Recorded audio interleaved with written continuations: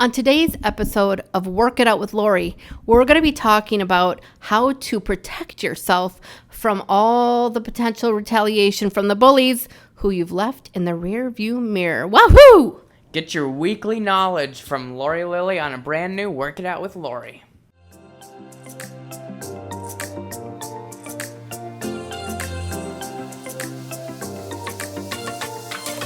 Howdy, WBP crew. Welcome to Work It Out with Lauri, the no-nonsense show for anyone navigating workplace bullying, chaos, or straight-up dysfunction. I'm Lauri Lilly, your host. I'm here to help you make sense of all the drama you're experiencing at work. And I'm Cosmo Esplin, Sir Showrunner and your backstage guide, directly providing Lauri with your questions and workplace dilemmas so you get the practical solutions you need. So what do you say? Let's work it out.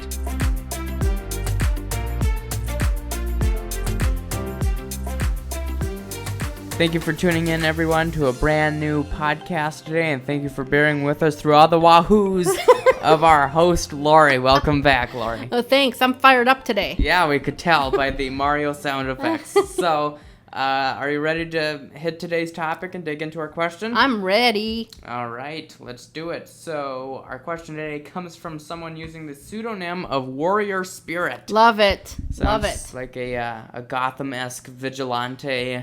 It's very apropos. All right, here we go. Hi, Lauri. Thank you for the important work you are doing to give targets of workplace bullying hope for the future and a supportive community that lifts the veil of gaslighting around us. Wahoo! Wahoo indeed. That's not actually in the question, but continued, I left a toxic workplace. Really, I was pushed out through Darvo 1.5 years ago. My first job after I got away was really difficult to assimilate to because I lost my confidence, was having trouble relating to or trusting others, plus the stress of starting a new job. I began to see the same types of bullying behaviors in a customer I supported.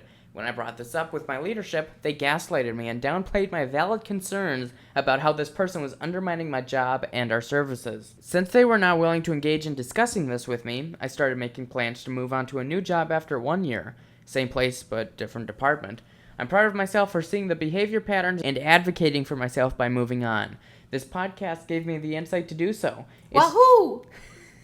It's nice being connected with this community because when you are in a toxic workplace or situation, you can't discuss these concerns with the people around you. It's better to make plans quietly. My new job feels great. My manager is great. One thing I'm struggling with now is how to advertise my skills on LinkedIn without giving details about where I'm working now. When I was pushed out, I was specifically told to keep my moves quiet to protect myself. In retrospect, this is a huge red flag that something was severely wrong, but also shows that I made a healthy decision to leave. I want to show my skills on LinkedIn, but I do not want my current employer traceable while I continue rebuilding my life in peace without being sabotaged. Do you have any guidance? Heck yeah, Lauri? I do. Yes, I do. Go for it.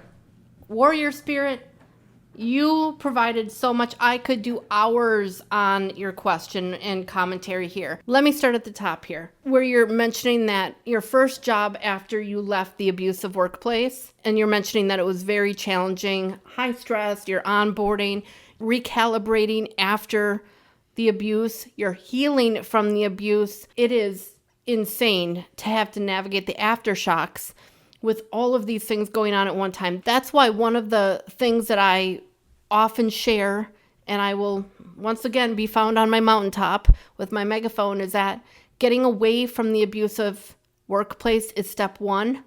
And then there's a whole new gnarly experience that awaits. That is messy, overwhelming, frightening, every emotion. Lots of thesauruses. Yes, yeah. Yes. There's a lot going on when you start a new job, and I work with folks not just who are being bullied, but who have been bullied in the past. And for people who have been abused, it can be a wild ride. Folks are often very vulnerable to an ongoing cycle of abuse at this point because of exactly what Warrior Spirit wrote here, right? All of these competing things happening at one time, the stress, the onboarding, developing relationships, figuring out new systems.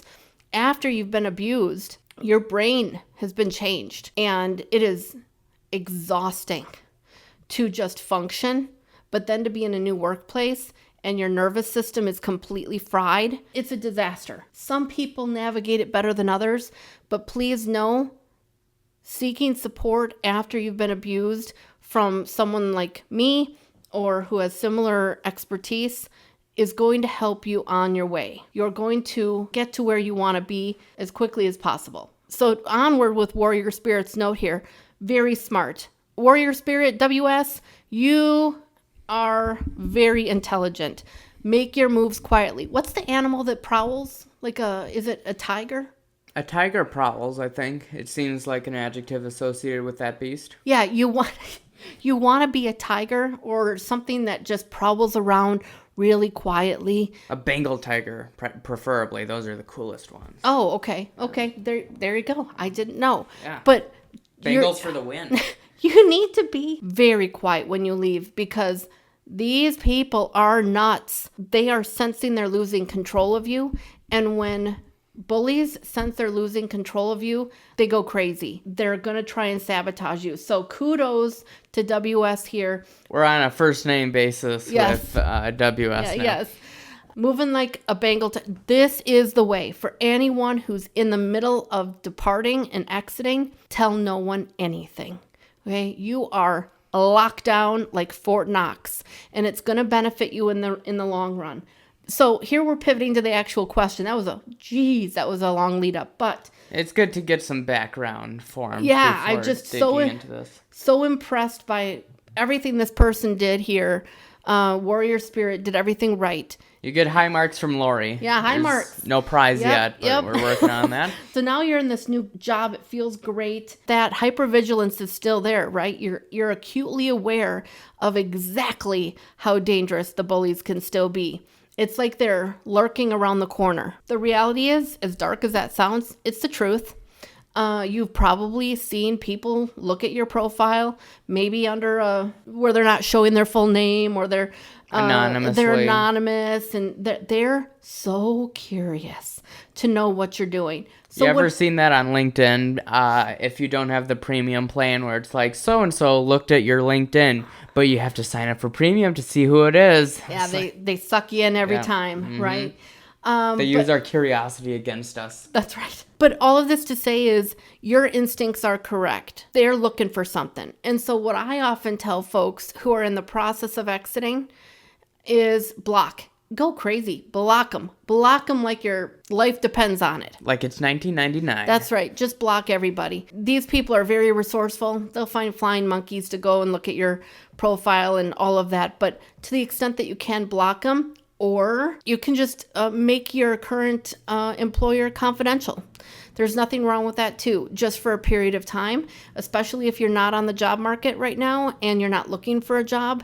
Having your employer be confidential is completely fine. It's appropriate. Although the block button is perhaps the greatest creation of the 21st century. Yeah, it is. Use it very liberally. We do not want to give these people anything to work with. The stories I have heard are horrendous, okay?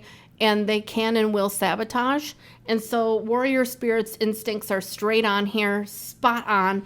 One of the things that I want you to really embrace is getting to that point where, heck yeah, you're going to go out there, you're going to move and shake, and you're going to share your accomplishments, your skills, your competencies with anyone and everyone. Unfortunately, the harsh reality of being bullied is we don't know what they could do.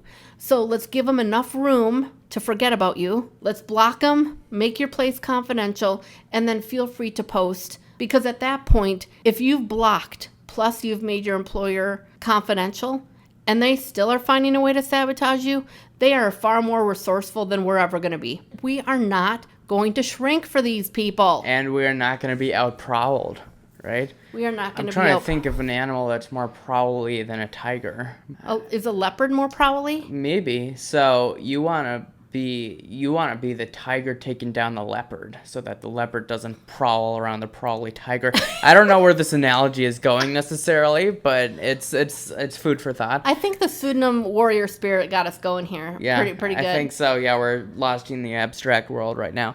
So looking at the more practical effects of this, though, to the average person, this scenario wherein your employer or previous employer is tracking you on LinkedIn, it might sound a little paranoid or something to them, but this actually happens quite frequently. So Yes, it does. It's quite common. So how do you navigate that while at the same time trying to spread awareness that you have not lost your marbles?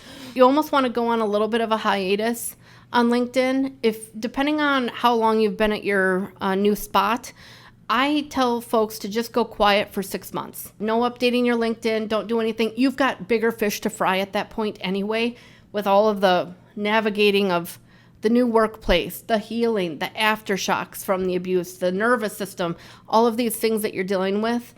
You could even do the thing, what's the feature on LinkedIn where you actually go offline? I think you give it a pause. I don't really know sure. what the actual feature is called, but you can go on a brief pause from LinkedIn, and that's completely fine too.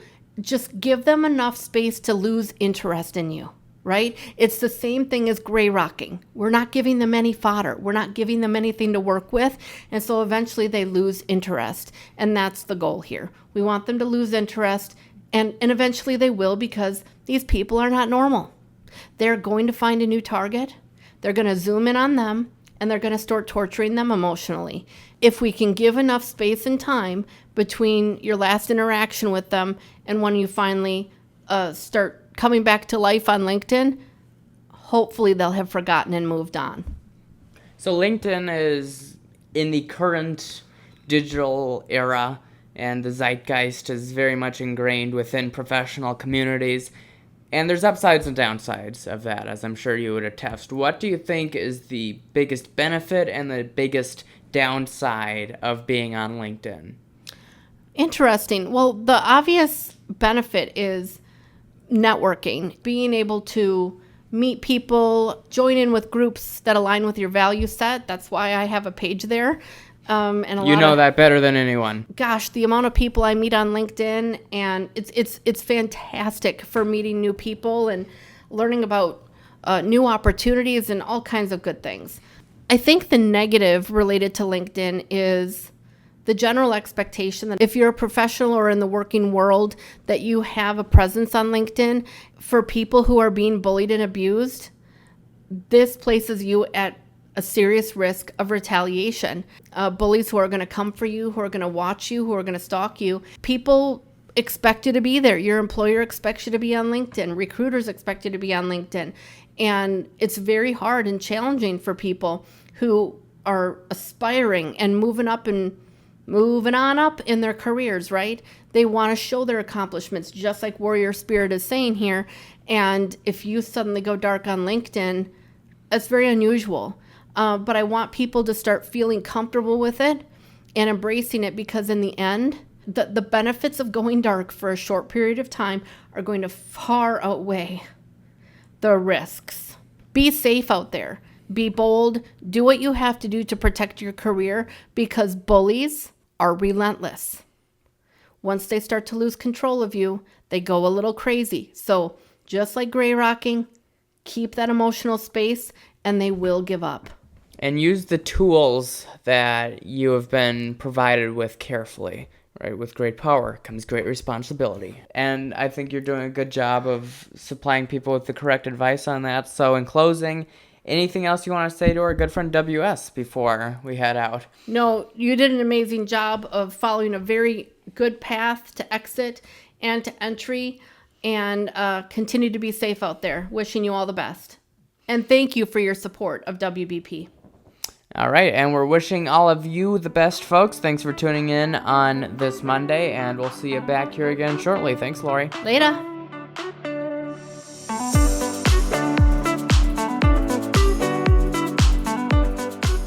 Thanks so much for tuning in to Work It Out with Lauri. If today's episode hit home at all, please share it with someone who needs it. And please remember, you deserve to work in peace. Oh, and hey, if you're listening and you're currently a target of a workplace bully and you need help, please feel free to schedule an initial consult with me. It's completely free and completely confidential. I've got your back. And remember to follow this podcast on YouTube, Spotify, and Substack. Plus, send us your story or your question at workplacebullyingproject.com. We'll see you next time, and we'll work it out together.